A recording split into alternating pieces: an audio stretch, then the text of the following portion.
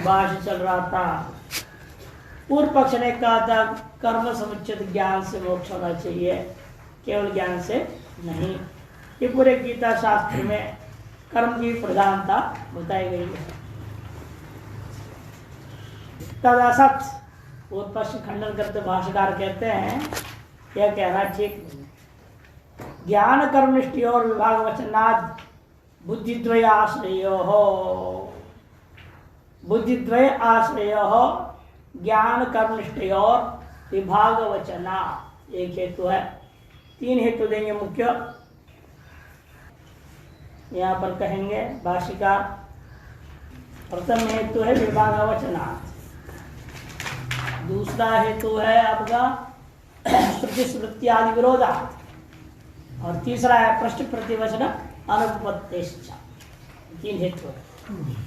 उसमें से पहला देख रहे हैं ज्ञान निष्ठा और कर्म निष्ठा, या सांख्य बुद्धि और योग बुद्धि, दोनों का आश्रय करता हुआ अलग अलग ज्ञान निष्ठा का फल अलग, कर्म निष्ठा का फल अलग, विभाग वचना विभाग पर कथन किया गया है। जैसे अशोचानुशोचस्तम इत्यादि भगवता या स्वरूप चावेक्षित तेन ग्रंथेन यद परमार्थ आत्म तत्व निरूपणम करता। ये सांख्य ज्ञान 2:11 से आरंभ करके 2:31 तक भगवान ने क्या किया, परमार्थ जो आत्म तत्व है उसका निरूपण किया। तत्सांख्यम, उसका नाम है सांख्य बुद्धि। तद विषय बुद्धि आत्मजन्म षड विक्रिया अभावाद अकर्तात्म इति प्रकरणार्थ निरूपणार्थ। तद विषय का विषयनी बुद्धि के बारे में बताया। आत्मा जो है जन्मादि षड विक्रियाओं के अभाव होने से अकर्ता है।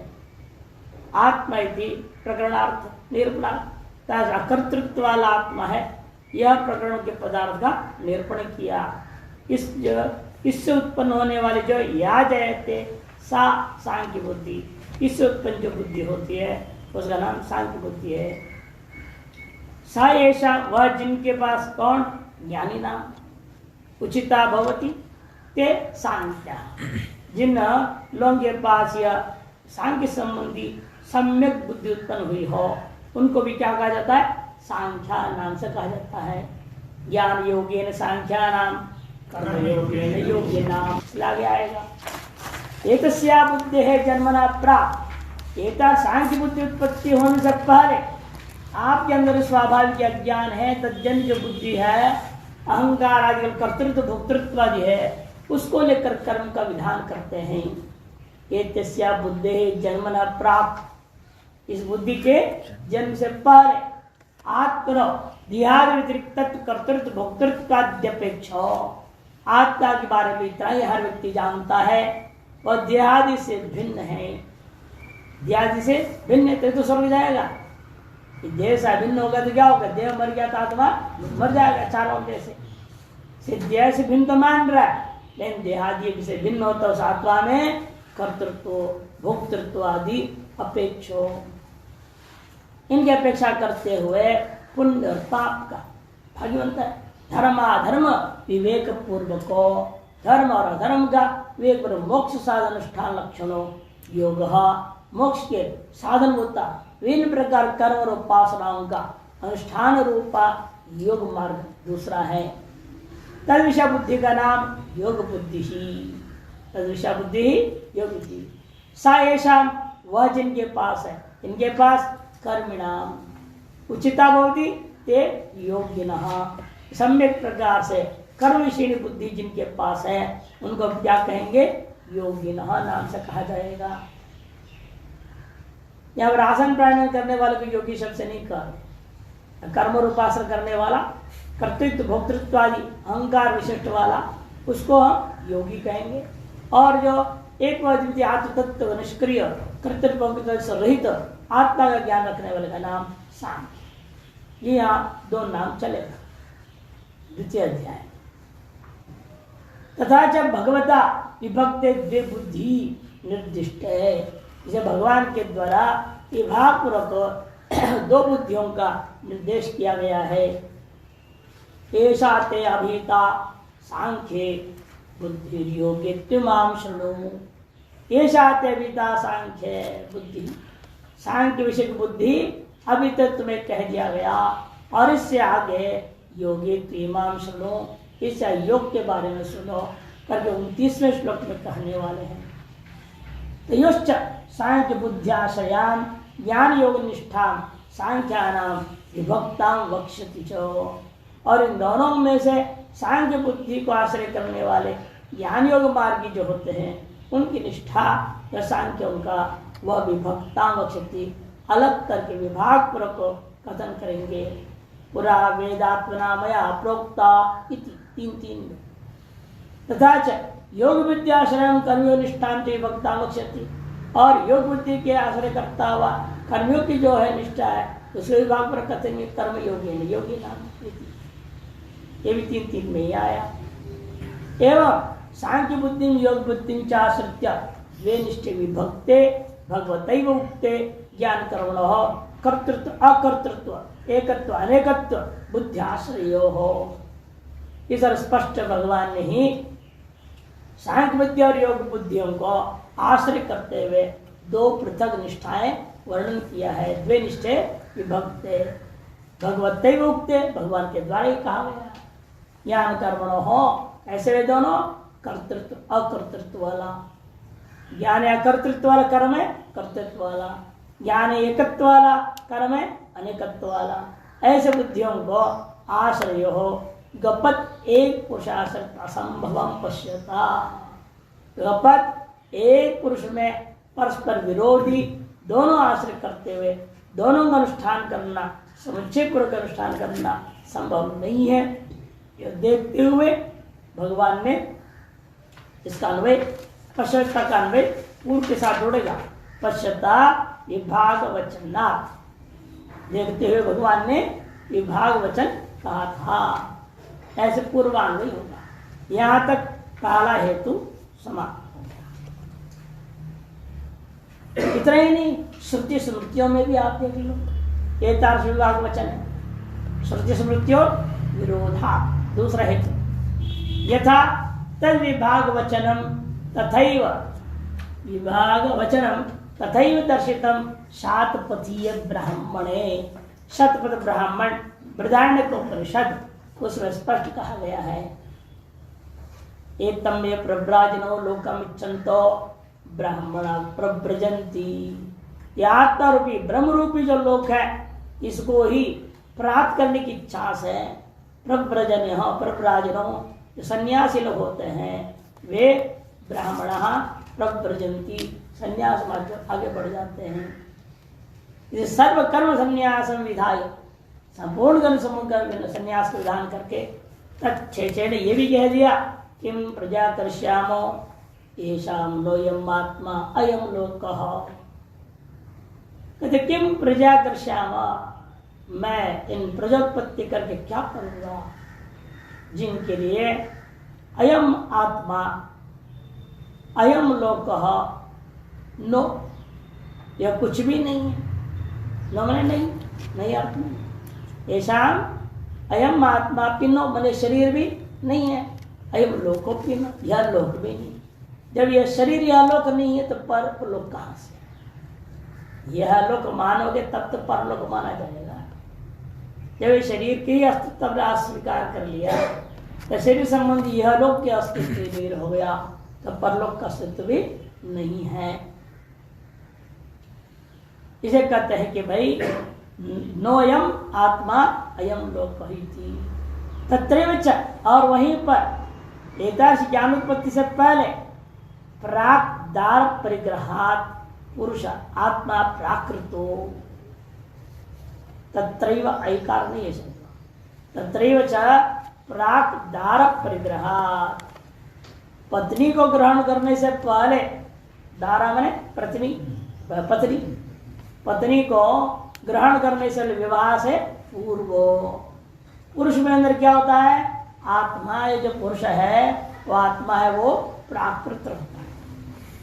प्राकृत का मतलब धर्म जिज्ञासा उत्तर कालम लोकत्रय साधनम, धर्म जिज्ञासा उत्पन्न होती है उसको, प्राकृत रहता है ना साम आदमी, या विवेक ज्ञान रहित, आत्म परमात्मा ज्ञान रहित है, सामान्य आदमी है, गुरुकुल में गया, शास्त्रों को पढ़ लिया, धर्म की जिज्ञासा हुई अथवा धर्म जिज्ञासा पढ़ लिया जैवनी सूत्रों को भी, फिर उसके उत्तर काल में लोकत्रय का साधन पता लगाता है। लोकत्रय का साधन कौन सा है? यह लोक का साधन है पुत्र, पुत्रेणायं लोको जयः, कर्मणा पितृलोकः, विद्या देवलोकः। वही कहते पुत्रम द्विप्रकारंच वित्तम, दो प्रवृत्तियां है, मानसिक वित्त और दैव वित्त। तथा मानस कर्म रूपा पितृलोक प्राप्ति साधनम, विद्यांच दैवम वित्तम देवलोक प्राप्तरम स्वकामित इत्यादि से बताया। तीन चीज मांगता है, पुत्र, मानस वित्त और दैवित्व।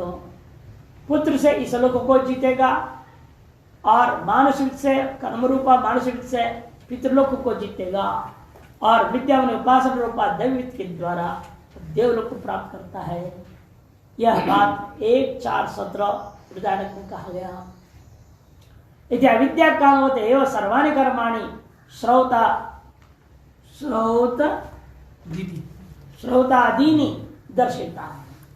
इधर अविद्या काम वाले को ही सारे कर्म श्रौत आदि आदि से स्मार्थ लौकिक जितने भी कर्म है सर्वकर्माधिकार इन्हीं को है, ऐसे निर्णय किया स्वकर्म इत्यादि मंत्रों के द्वारा।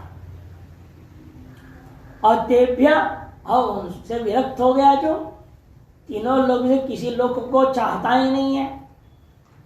किम प्रजा कृष्याम, ऐसे परम वैराग्य युक्त है जो, उसके लिए तेभ्य कर्म उपासनेभ्य व्युत्थाय प्रव्रजन्ति, उससे व्युत्थाय उनका परित्याग करके परिव्रजन कर देता है। इति व्युत्थानम आत्मनमेव लोकमिच्छतो, इस प्रकार से व्युत्थान जो है आत्मरूपी लोक को चाहते हो। मैं आत्मा कौन हूं यह जानने की इच्छा से आत्मरूपी लोक को चाहते हुए अकामस्य विहितम, बाह्य कामनाओं से रहित के लिए विधान किया गया।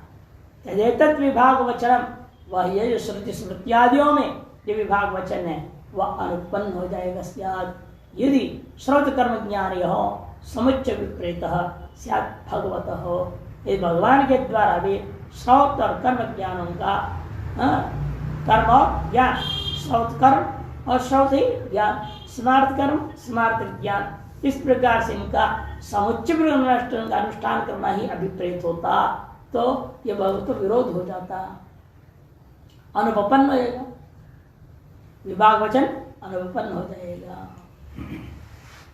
अब तीसरा हेतु आरंभ करते हैं। इधर प्रश्न और प्रतिवचन को भी तो देखो, यहाँ जो है आगे जो है जो प्रश्न पूछेगा अर्जुन इस गीता में और जवाब तो दे रहे भगवान, ये भी अनुपन्न हो जाएगा। यदि कर्म और ज्ञान का समुच्चय गीता का तात्पर्य है तो न अर्जुन से प्रश्न उपपन्नो भवति, अर्जुन का प्रश्न भी उपपन्न नहीं होगा। क्यों? वो पूछता है जैसे कर्मस्थ है मता बुद्धिर जनार्दन तस्मिन् कर्मणि घोर्ये माम, है ना, इन कर्मणि घोर्ये माम नियोजयसि केशव। ये क्यों बोल रहा है? यदि कर्म और ज्ञान समुच्चय था ये प्रश्न उठेगा ही नहीं ना, मुझे कर्म क्यों लगा रहे, ये कर्म में लगाए बिना ज्ञान के साथ तो व्यवहार कैसे होगा, समुच्चयवाद कैसे बनेगा? ये प्रश्न से लग रहा है, वो मान रहा है ज्ञान से ही मोक्ष का कर्म की जरूरत नहीं, तभी कहे घोर कर्म मेरे को क्यों लगा, ये नहीं बोलना चाहिए उसको। यदि यह पूरा वहां तक की यह है आपका 3:1 का, ये दूसरे अध्याय तक की पूरे 78 श्लोकों में से ये 68 श्लोक में जो बोला जा रहा है, यह 68 श्लोक की तात्पर्य कर्म ज्ञान में समुच्चय में ही था, फिर प्रश्न उन्हें उठेगा। इस मतलब अर्जुन भी समझ रहा है कर्म और ज्ञान का समुच्चय नहीं, तभी वो कहना चाह रहा है कि मुझे ज्ञान में ही चलने दो, कर्म मुझे मत लगाओ। उसे प्रश्न भी ये समुच्चयवाद के अनुसार लेंगे तो अनुपपन्न हो जाएगा। अर्जुन से प्रश्नो उपपन्नो न भवति। क्यों? जैसे क्रमस्ति इत्यादि प्रश्न। एक पुरुष अनुष्ठेत्व है तीन थोड़ा गलत मार दिया। असंभव। एक पुरुष अनुष्ठेत्व असंभव बुद्धि कर्मणो भगवता पूर्व अनुक्तम। यदि मान लिया जाए एक पुरुष के द्वारा अनुष्ठित असंभव, बुद्धि और कर्म दोनों एक पुरुष के द्वारा अनुष्ठित नहीं है, यह बात यदि भगवान के द्वारा पूर्व अनुक्तम पूर्व में ना कहा है तो कथम अर्जुन अश्रुतम बुद्धिश्च कर्मणो ज्यास्तम। कैसे अर्जुन ने कल्पना कर लिया अश्रुत बात को है? बुद्धि से बुद्धिश्च कर्मणो जय, कर्म जो है की अपेक्षा से बुद्धियो श्रेष्ठ है, ये कैसे ले लिया उसने? भगवती अध्यारोपित कथम के साथ जोड़, कथम अध्यारोपित अर्जुन अश्रुत, भगवान में ऐसे आरोप कैसे लगा सकता है यदि भगवान ने कहा ही नहीं कर्म से बुद्धि श्रेष्ठ है। यदि भगवान ने कर्म और बुद्धि ज्ञान का समुच्चय ही कहा है तो कर्म से श्रेष्ठ ज्ञान है, ये बात का अध्यारोप करके भगवान पर आरोप लगाना कैसे संभव है? मृषैव, यह अर्थ ही होगा जैसे क्रमस्ते मता बुद्धि किंच इतैन। यदि बुद्धि कर्म सर्वसम समुच्चय बुद्धि और कर्म मैंने ज्ञान और कर्म दोनों में समुच्चय कहा हुआ होता भगवान के द्वारा, फिर तो अर्जुन श्यापि सउक्त एव, अर्जुन के द्वारा भी वही कहना चाहिए था। यच्छ्रेयत्यो तन्मे ब्रूहि सुनिश्चितमिति कथम उभयोरुपदेशस्ति अन्यतर विषय प्रश्नस्य। ये दोनों करने के लिए कहा है, कर्म का भी अनुष्ठान करो ज्ञान का भी चिंतन करो, सह समुच्चय का है दोनों का एक साथ समुच्चय पर अनुष्ठान करने प्रत्येक व्यक्ति को कहा है। ये भी प्रश्न सर कहना ठीक नहीं आगे। ये क्या कहा उसने कि यच्छ्रेयत्यो, इन दोनों में से जो श्रेष्ठ है, अरे दोनों श्रेष्ठ है, दोनों करना है तुमको। यदि ऐसे कहे भगवान, ये प्रश्न कैसे ला सकते हैं? इन दोनों से एक जो श्रेष्ठ है वो बताओ, ये प्रश्न डालना उसका अनुचित हो जाएगा। ये श्रेयते हो तन्मे ब्रूहि सुनिश्चितम इति कथम उभयोरुपदेश सति अन्यतर विषय प्रश्न स्यात्। दोनों को अनुष्ठान करने के लिए उपदेश दे दिए हैं, फिर अर्जुन के द्वारा दोनों में से एक के विषय को अतिशयेन श्रेष्ठत्वेन पूछना कैसे हो सकता है? नहीं पित्त प्रशमनार्थन वैद्येन मधुरम शीतलम च भोक्तव्यम इति प्रतिष्ठे। यदि ये पित्त बढ़ गया, पित्त के कारण से जो खट्टे डकार खट्टी उल्टियाँ वगैरह अनेक चीजें होने लगे, परेशान होने लगा, वैद्य के पास गया, वैद्य ने कहा 2 चीज करो भाई, आज से मिर्ची मसाला वाला खाना बंद करो, लेकिन एक काम जरूर करना, 2 चीज क्या? मधुरम शीतलम, मीठा और ठंडा ले। और उससे पूछेंगे दोनों में से कौन सा श्रेष्ठ वो बताओ, वो मैं करूंगा। पूछेगा कोई? अब उसको कह दिया मधुरम और शीतलंच भोक्तव्यम, तो वहां पर प्रश्न नहीं उठता। अब इन दोनों में से कौन सा एक, जैसे डॉक्टर आज की भाषा में देखा जाए तो क्या होता है, 4-5 दवाई लिख देते हैं ना। आप ये पूछो डॉक्टर इन 2-4-5 से एक बताओ ना जो श्रेष्ठ, वही मैं लूँ, इससे ठीक हो जाओ। डॉक्टर क्या कहेगा? सब लोग बोलेगा नहीं तो आपकी मर्जी जो करना है करो, जाओ। यदि बिगड़ेगा तो मेरे पास दोबारा नहीं आना, सीधा अस्पताल पहुंच गया। कभी कभी होता है, हमारे यहाँ एक अंग्रेज आता था ना, वो पीछे उसको हार्ट का प्रॉब्लम हो गया था, भर्ती था अस्पताल में। वहाँ से उन्होंने जो भी देखते रहे उस समय तो चुपचाप लेता रहा दवाई, छूटे वहाँ से उसने 6-7 दवाई लिख दिया, ये सब खाना पड़ेगा। ये आजकल पढ़े लिखे होते हैं ज़्यादा, तो क्या कि उसने टक टक टक दबाया, वो दवाई में क्या है क्या नहीं, कैसा है क्या सब ध्यान लिया, क्या रिएक्शन होता है सब पढ़ लिया और फिर गया, फिर डॉक्टर हो गया, देखिए ये कह रहा ये मेरे क्यों, क्या जरूरत है इसकी? इसमें ये लिख रहा है, इस काम के लिए लिख रहा है ना, मेरे लिए से क्या काम है इसमें, क्यों क्या दिया, ये क्यों दिया? सातों पर उसने उनसे चर्चा कर दी। उसने विदेशी से नाराज नहीं हुआ, वो विदेशी से क्यों बिगड़ना करके कंप्लेंट कर दी। तो ने कहा कि भाई ऐसा है, ये है, वो है। उसने अपने हिसाब समझा दिया। कहने लगे चलो आपको साथ में तो 4 तो लेना ही पड़ेगा।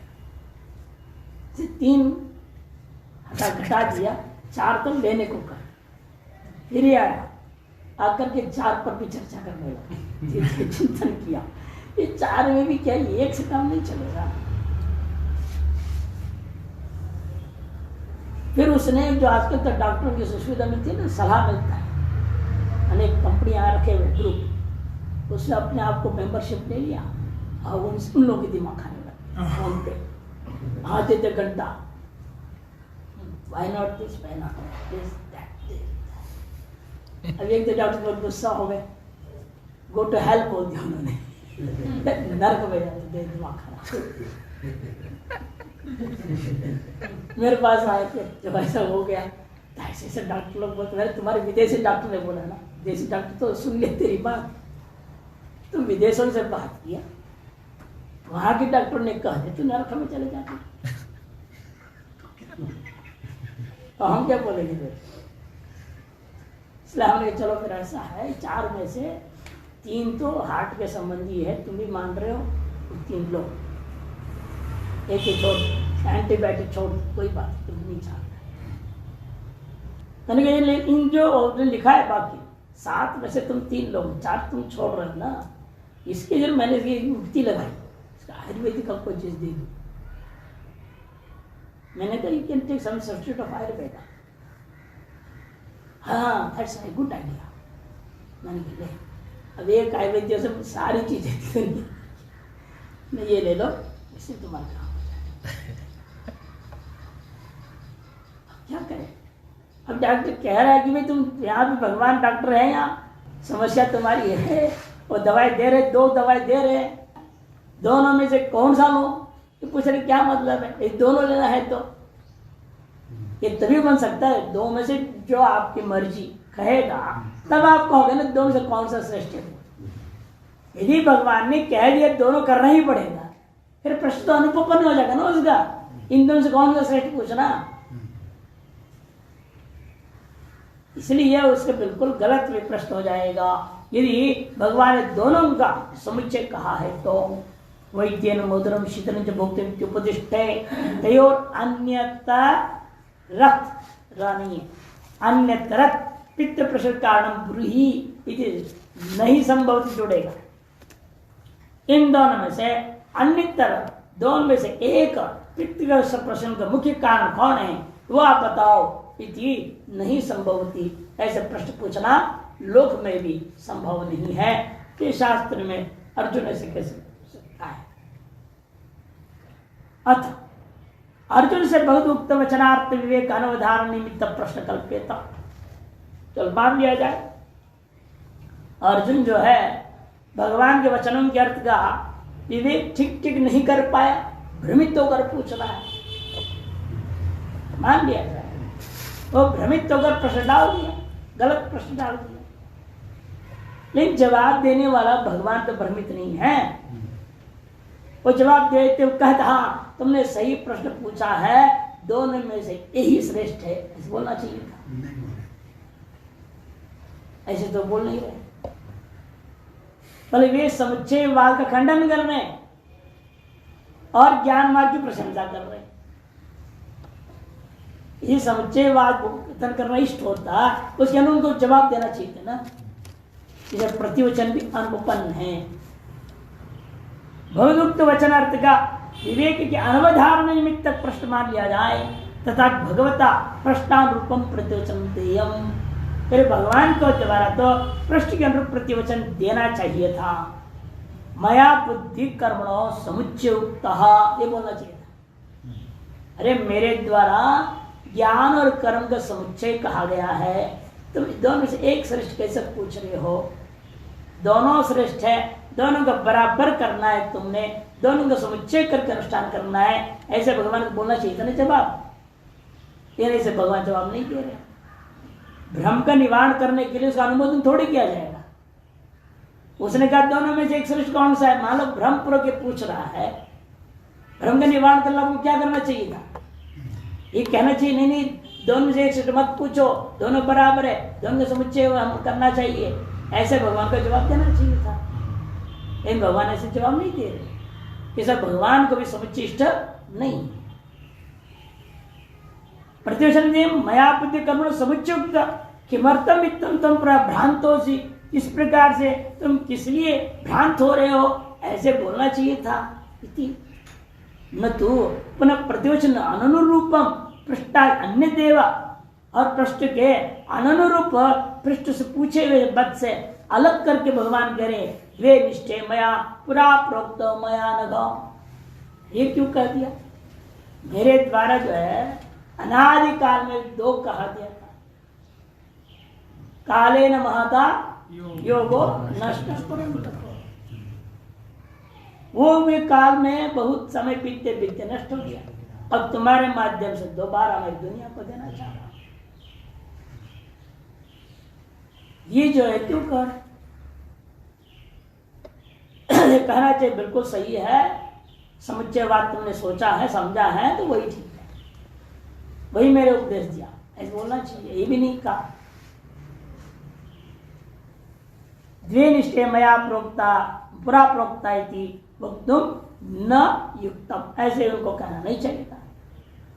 इसलिए श्रुति और स्मृति सबके साथ विरोध के साथ ये बता रहे नहीं, नाप स्मार्ति कर्मणा बुद्धि समुच्चय, स्मार्त कर्मों के साथ ज्ञान योग का समुच्चय कर दो। चलो श्रौत कर्म के साथ विरोध है, जो सकाम वहां पर सब वर्णन किया गया श्रौत कर्मों में, तो और निष्काम आदमी अकाम पुरुष है, इसे अकाम और सकाम दोनों एक साथ नहीं चल सकता। तो श्रौत कर्मों का भले विरोध हो, ये स्मार्त कर्मों के साथ तो समुच्चय करना चाहिए।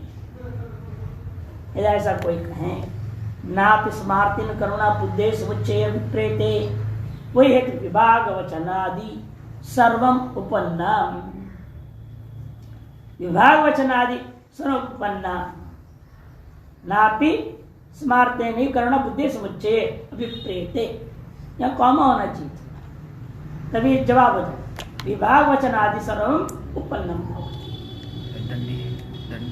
डंडी दे दिया, डंडी कहाँ से? सर्वम उपन्नम नहीं, उससे पहले अभिप्रेते के बाद, अभिप्रेते के बाद ये कॉमा होना चाहिए। किंचित क्षत्रिय से युद्धम कर्म स्वधर्म इति जगतः तत्किं कर्मणि घोरे मां नियोजसि इति उपालंभोपि अनुपन्नः। जब क्षत्रिय के लिए युद्ध कर्म स्वधर्म है, ऐसी स्थिति में ये जानते हुए ये प्रश्न कैसे डाला? तत्किं कर्मणि घोरे मां नियोजसि केशव, यह तेतार्ष उपालंब दोषारोपण भगवान के ऊपर डालना भी अनुपन्न हो जाएगा। यदि कर्म और ज्ञान का समुच्चिष्ट होता तो ये सब बात होकर है। यदि कर्म और ज्ञान समुच्चिष्ट होता और जान रहा है मेरा कर्म क्या है, युद्ध करना, ये जानते हुए ये क्यों कह रहा है कर्म ने घोरे माम, इस मतलब अर्जुन भी यही समझ रहा है कर्म और ज्ञान का समुच्चय नहीं है। नहीं तो इस प्रकार का आरोपण लगाना संभव ही नहीं है। तस्मात् गीता शास्त्रे ईशन मात्रेणापि श्रोतेन समार्तेन व कर्मणा आत्मज्ञान समुच्चय न किंचित दर्शयितुं शक्यः। इसलिए स्पष्ट है इस गीता शास्त्र में थोड़ा सा भी ईशन मात्रेणा भी, एक वेदांती समझा रहे थे कि इसी गीता पर, इसी पंक्ति पर बोल रहे थे, बहुत बड़े प्रसिद्ध सत्संग भवन में मुंबई में, बहुत मजाकिये तरीके समझाया हूं। ईशन मात्रेणापि का मतलब क्या? वो बोल रहे, वो हंसेंगे, आप वो सुनकर हंसोगे। कहते क्या है, समझे हो इसका कहने का अभिप्राय क्या है? कहने का मतलब है वेदांत पढ़ाते सुनाते वक्त किंचित खांसी भी नहीं आना चाहिए। खांसी रूपी कर्म समुचित भी वेदांत नहीं चलेगा। लौकिक ईश्वर स्रोत का मार्ग समुच्चय नहीं होना चाहिए। मैंने खासियत पे कर्म क्यों आवे बीच में? नहीं, खासियत पे कर्म का समुच्चय होगा क्या ज्ञान के साथ? जब कोई नहीं हो सकता। ईश्वर मात्र ने बोल दिया ना, ऐसे मजाक के तरीके से समझा रहे थे। मैंने कहा ये तो बढ़िया बोला इन्होंने, थोड़ा सा खांसी भी नहीं, छींक भी नहीं, कुछ भी नहीं आना चाहिए। ऐसे वेदांत चिंतन चले, लेश मात्र दूसरा कर्म बीच में नहीं आना चाहिए, ये उसका तात्पर्य है। सौतन स्मार्तेन व कर्मणा आत्मज्ञान समुच्चय न किंचित दर्शितुम शक्य हो। आजकल ऐसे भी आचार्य पढ़ाते बीच उठ करके चले जाएंगे, थूक करके आएंगे, कितना व्यवधान हो गया ना, निरंतरी कार्य रह जाता है।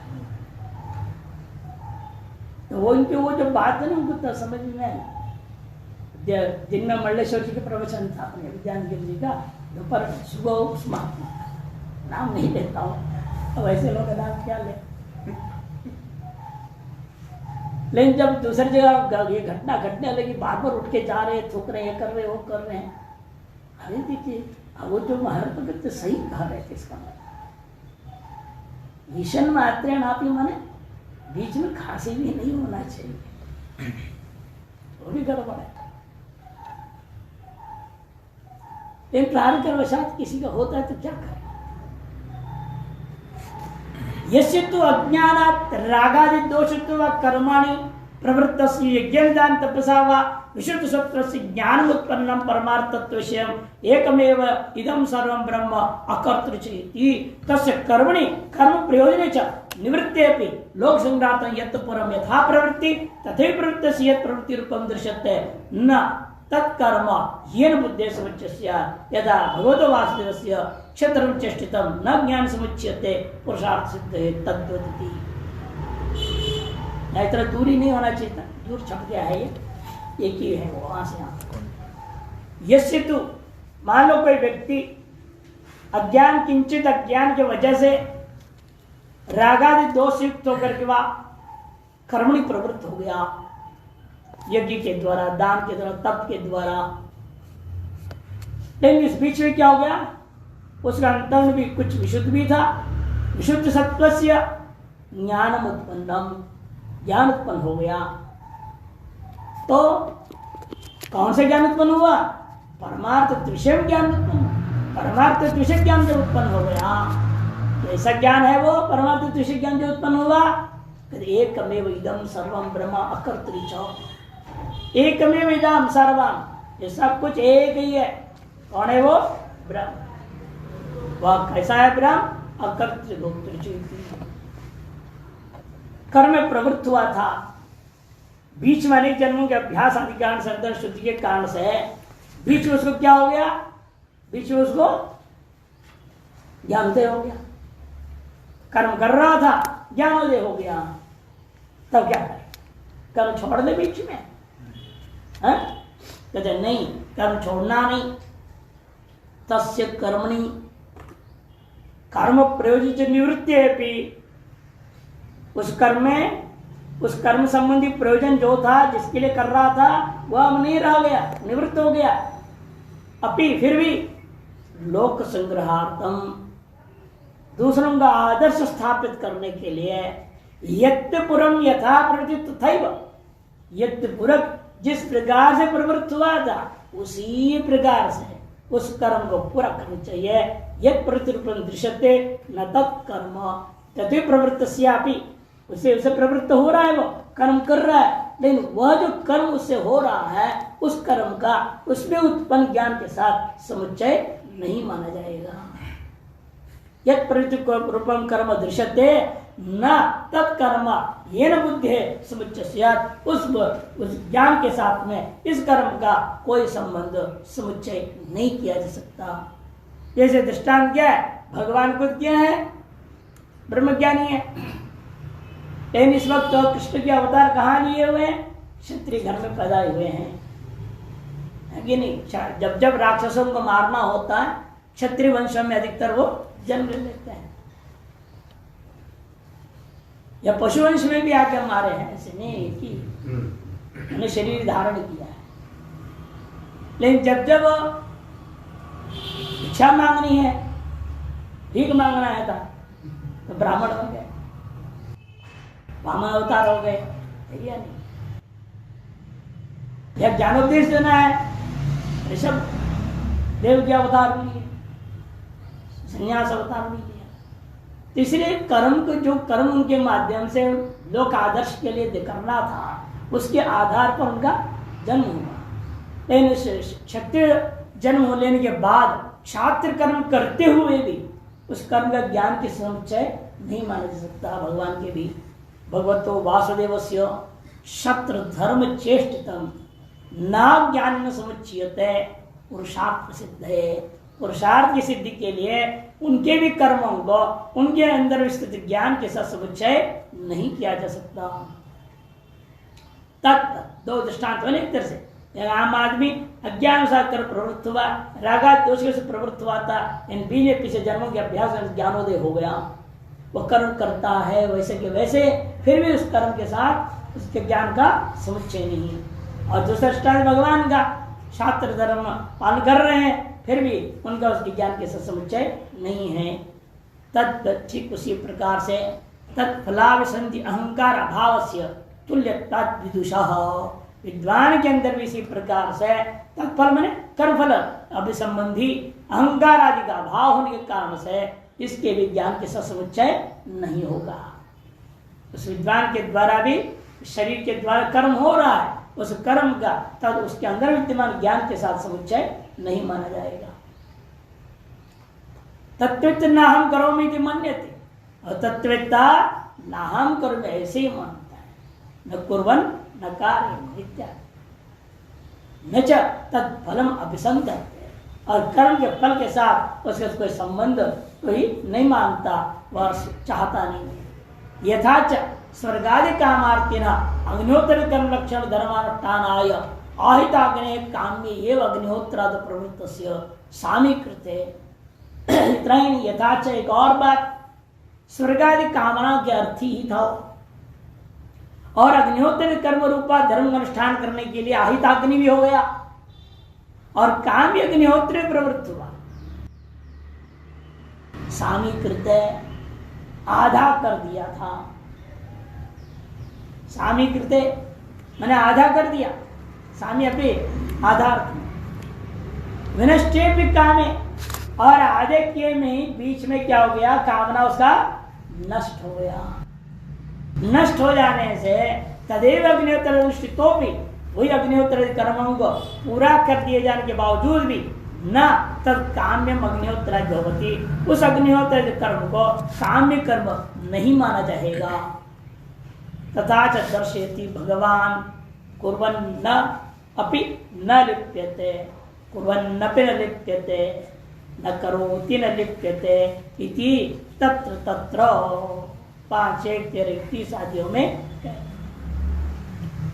यच्च पूर्व ही पूर्वतरम कृतम कर्म, जो पूर्व ही पूर्वतरम कृतम इत्यादि गीता में कहा है, कर्मणि संसिद्धि मास्टरजन गायति तत्व प्रविभज्य विज्ञेयम। इसको भी अच्छी तरह समझ के घटा लेना होगा, नहीं तो कर्म ज्ञान समुच्चय इनके आधार पर सिद्ध करने लगेंगे आप। जन क्या थे? महान ज्ञानी, नित्य कर्म करते थे कि नहीं करते थे? करते थे, इसलिए कर्म और ज्ञान समुच्चय मानना पड़ेगा। पूर्व ही पूर्वतन कृतम, मैंने पूर्व से भी अनादिकाल से परंपरा से आया हुआ है, वो कर्म को त्यागना नहीं चाहिए। कर्म के साथ अभ्यास करो ज्ञान का भी इसका मतलब समुच्चयवाद के लिए ये सब श्लोक लगता है समर्थन करेंगे। अतः इसको ये भाग पूर्वक अच्छे से समझ लो। तत्व प्रविज्य विजयम, कैसे विभाग पर समझने का मतलब तत्कथम, यदि तावत् पूर्वे जनकाले तत्विदोपि प्रवृत्त कर्माणः स्युः ते लोक संग्रहार्थमेव। यदि जनकाली तत्ववेत्ता मानोगे आप और फिर भी प्रवृत्त कर्म वाले हैं तो वे लोग क्यों किए? तो लोक संग्रह में वार्ता, लोक संग्रह के लिए उन्होंने किया।